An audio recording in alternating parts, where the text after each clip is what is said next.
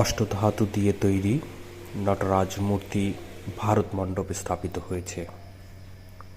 ২৭ foot লম্বা, ১৮ ton ওজনের মূর্তিটি অষ্টধাতু দিয়ে তৈরি সবচেয়ে উঁচু মূর্তি। তামিলনাড়ুর স্বামী মালাইয়ের বিখ্যাত ভাস্কর রাধাকৃষ্ণন স্থপতি এবং তার দল মাত্র ৭ মাসে ভাস্কর্য তৈরি করেছেন। রাধাকৃষ্ণনের ৩৪ প্রজন্ম চোল সাম্রাজ্যের সময় থেকে মূর্তি তৈরি করে আসছে।